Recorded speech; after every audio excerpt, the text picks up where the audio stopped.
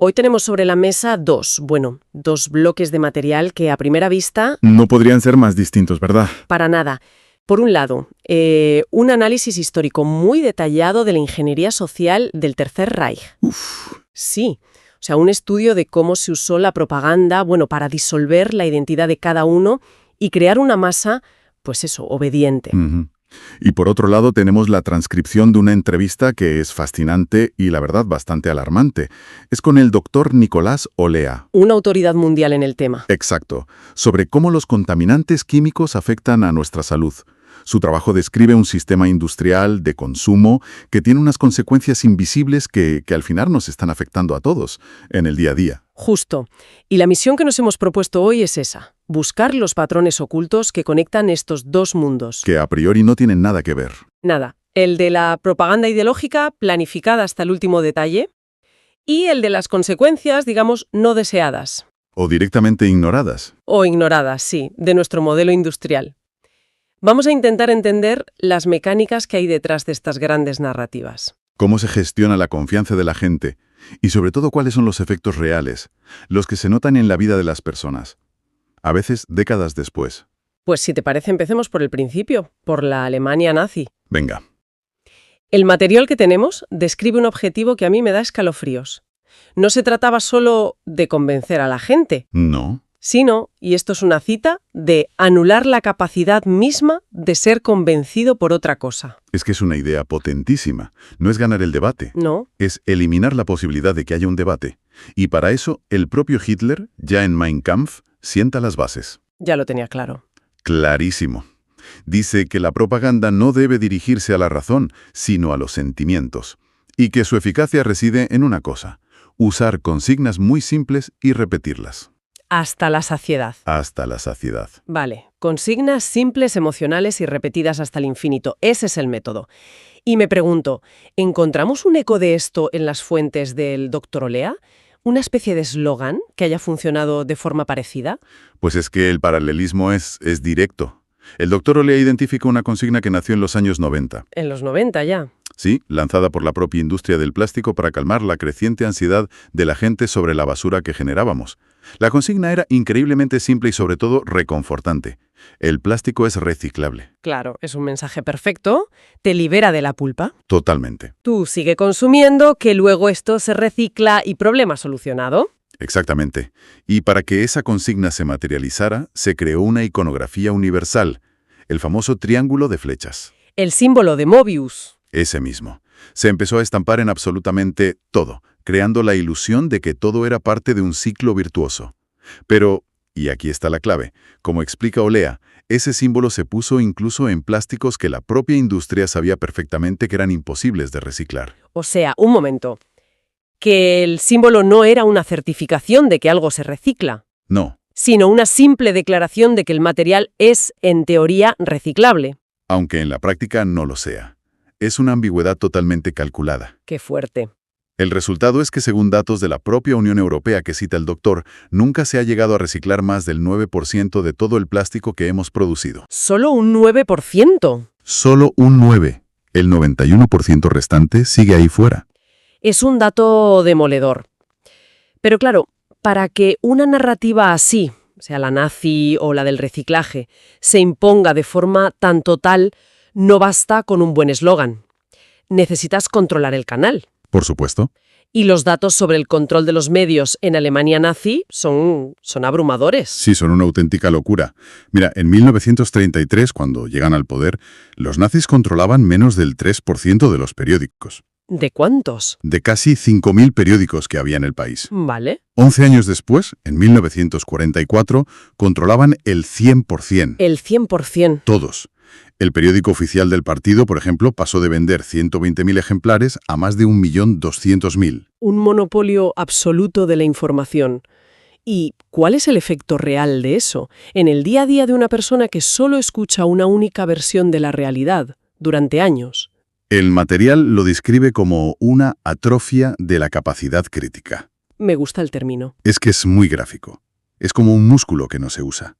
Si durante años no te enfrentas a ningún punto de vista alternativo, a ninguna información que contradiga la narrativa oficial, Tu cerebro, sencillamente, pierde la costumbre de dudar. Se desacostumbra a pensar por sí mismo. Exacto. Entiendo, pero hoy en día parece más difícil crear un monopolio así.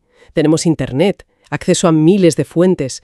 ¿Cómo se puede replicar ese efecto de pensamiento único? Pues la narrativa del reciclaje lo consiguió. No a través de la censura, claro, sino de la omnipresencia y de la falta de una contranarrativa potente. Claro. Durante décadas, la única voz que se oía era la de la industria y las administraciones, promoviendo el contenedor amarillo. Las campañas, como aquella del personaje Plastichín que se menciona, Me acuerdo perfectamente. fueron un éxito rotundo en crear un hábito y una creencia compartida. Nadie se planteaba si el sistema funcionaba de verdad o no. Espera. Entonces, todo este tiempo que he estado tirando, no sé, la carcasa de un Bolivic o la tapa de un yogur al contenedor amarillo, ¿lo he estado haciendo mal? Pues sí, ¿Por qué se generó esa confusión? porque la campaña original fue deliberadamente simple. El amarillo es para el plástico. Pero la realidad, como Leap explica, es que solo es para envases. ¿Solo envases? Botellas de PET, latas y tetrabricks. El resto de plásticos, juguetes rotos, carcasas de aparatos, bolígrafos, deberían ir al contenedor gris. Vaya. Es un descrédito total del proceso en el que la gente había depositado su confianza. Se aceptó una verdad simple que ocultaba una realidad muy compleja y, sobre todo, disfuncional. Hay otro elemento en la propaganda nazi que me parece clave. La radio. Fundamental. Las fuentes la describen de una forma muy gráfica. La voz del Führer dentro de tu cráneo. ¿Qué imagen? Es que lo fue. El régimen impulsó la venta de un aparato muy barato, el Volksempfänger, el receptor del pueblo. Y la penetración fue masiva. Pasaron del 25% de los hogares con radio al 70%. ¿En cuánto tiempo? En solo 7 años. Era la tasa más alta del mundo. Esto permitió una inmersión sonora total. Claro. Los discursos de Hitler se ponían con altavoces en las fábricas, en las plazas. Era inescapable. Y psicológicamente, esto explota lo que se conoce como el efecto de mera exposición. ¿Qué es? Que cuanto más oyes algo, aunque sea absurdo, más familiar te parece. Y si es familiar, parece más verdadero. Va erosionando tu capacidad de discernimiento. Esa idea de una invasión, de algo que entre en tu espacio más íntimo, en tu casa, sin que puedas evitarlo, me lleva directamente al trabajo del Dr. Olea. Es que la conexión es total. Porque en su análisis, la invasión es literal, es física, y llega hasta nuestro propio cuerpo. Totalmente. Él habla de los disruptores endocrinos. Son compuestos químicos diseñados por el ser humano. ¿Y dónde están? Pues en plásticos, pesticidas, cosméticos, sartenes, en todas partes. Y nuestro cuerpo los confunde con nuestras propias hormonas. Son impostores moleculares. Impostores. Sí, son sustancias para las que no tenemos defensas biológicas, porque nuestra especie nunca evolucionó para procesarlas. ¿Y cómo funcionan? Porque siempre hemos oído lo de que la dosis hace el veneno, ¿no?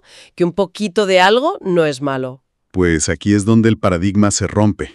El doctor Olea insiste en que con estas sustancias, ese viejo principio toxicológico del siglo XIX ya no sirve. Ya no. No. Lo importante no es tanto la dosis, sino lo que él llama el cóctel, la suma de cientos de pequeños impactos, y sobre todo, la inoportunidad de la exposición. La inoportunidad, explica eso. Una cantidad minúscula, que a un adulto no le haría absolutamente nada, puede tener consecuencias enormes si le llega a un feto en una semana clave de su desarrollo. Del cerebro o del sistema reproductor, por ejemplo. Dame ejemplos concretos, que estén en las fuentes. Cosas que tengamos todas en casa. Pues mira, uno muy gráfico es el polvo de nuestras casas. Ya no es el polvo de antes. Ah, no. No. Ahora está lleno de microfibras de ropa sintética, de nylon, de poliéster, que actúan como esponjas para los químicos del ambiente, y eso lo acabamos respirando. Uf. Otro ejemplo. El teflón de las sartenes antiadherentes. Al calentarse libera unas sustancias que llaman forever chemicals. Químicos eternos. Químicos eternos, sí, porque nuestro cuerpo es incapaz de eliminarlos. Se acumulan. Para siempre. El nombre ya asusta. Y hay más. Menciona los flatalatos, que se usan en cosméticos para fijar los aromas. Hay estudios que lo relacionan, cuando la exposición ocurre durante el embarazo, con un patrón de comportamiento que se describe como menos masculino en los niños varones, años después. O sea que la invasión llega a afectar al neurodesarrollo. Exacto. Es que fíjate, pasamos de la invasión del espacio mental, con la propaganda, a la invasión del espacio biológico más íntimo. Es el mismo patrón a otra escala. Y en ambos casos, el objetivo del sistema nazi era crear un éxtasis colectivo, así se describe en las fuentes. Usaban el cine, con películas como El triunfo de la voluntad, que se proyectaban obligatoriamente. Para disolver al individuo en la masa. Eso es, para que la gente se sintiera parte de algo más grande. Un testigo lo llamó literalmente un orgasmo nacional. Una anulación psicológica del yo. Exacto. Y me pregunto, en esta invasión química silenciosa de la que habla Olea, ¿cuál es el resultado colectivo? ¿Cuál es la consecuencia a escala social? Pues Olea advierte de lo que ya estamos viendo, y que va en aumento. Problemas de fertilidad que se han disparado en Occidente, tanto en hombres como en mujeres. Sí. Cánceres hormonodependientes, como el de mama o próstata, que aparecen a edades cada vez más tempranas.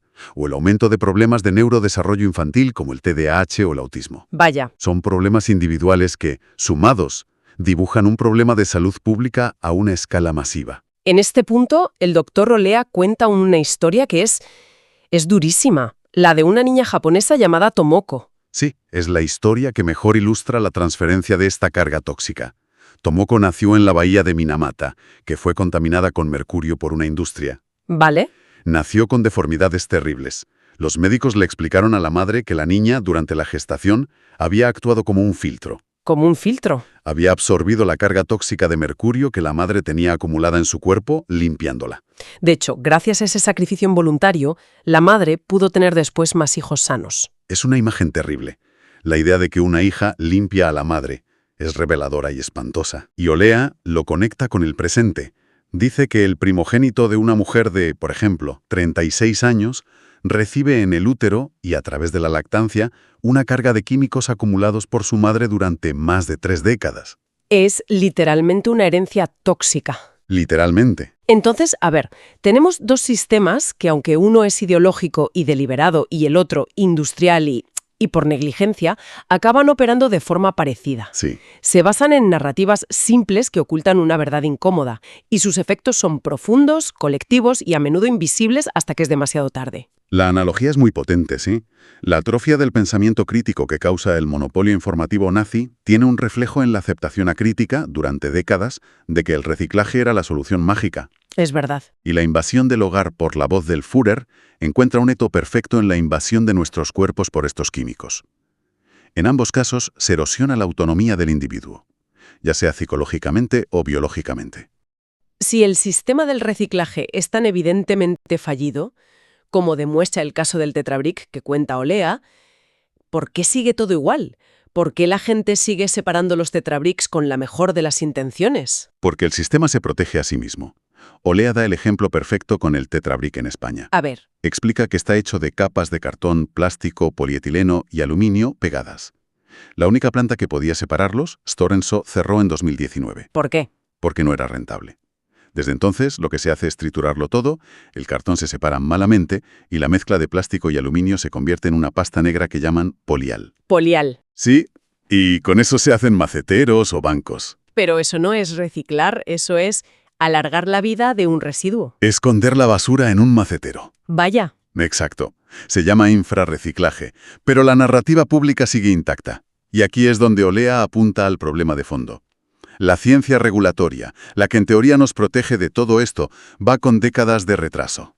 ¿A qué te refieres con eso? A que las agencias gubernamentales, que deben decidir si una sustancia es segura o no, a menudo usan métodos de evaluación del siglo XIX. ¿Del XIX? Sí, analizando un solo compuesto a la vez, en dosis altas y en ratas macho adultas. Ignoran por completo el efecto cóctel y la vulnerabilidad durante el desarrollo fetal, que es lo que la ciencia independiente lleva décadas demostrando. Increíble. Pone un ejemplo muy claro. El bisfenol A, un disruptor endocrino presente en el recubrimiento de las latas de conserva. Me suena, sí. La evidencia científica de su peligrosidad existía desde 1995, pero la Unión Europea no lo reguló de forma estricta hasta casi 30 años después. 30 años. Durante 3 décadas, esa sustancia siguió invadiendo nuestros cuerpos con el visto bueno de las agencias que debían protegernos. Lo que nos deja con una reflexión final bastante incómoda, ¿no? Sí. Si los sistemas que hemos creado para que nos protejan, para verificar la realidad, operan con este retraso crónico respecto a la evidencia científica, ¿en qué otras verdades aceptadas quedamos por sentadas hoy? ¿En lo que comemos, en la tecnología que usamos, en la economía? ¿Estamos confiando ciegamente? Verdad es que quizá las generaciones futuras mirarán con el mismo horror con el que nosotros miramos hoy el amianto o el DDT. Esa es la pregunta, claro. ¿Cuál es el amianto de nuestra época que tenemos delante de nuestras narices y que, por la eficacia de una narrativa simple y reconfortante, todavía no somos capaces de reconocer?